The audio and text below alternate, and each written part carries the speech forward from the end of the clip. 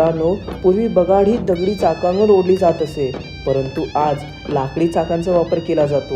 या बगाडाची उंची ही 35 फूट असून ती तयार करण्यासाठी विशिष्ट लाकडांचा आणि पारंपरिक तंत्रांचा वापर केला जातो.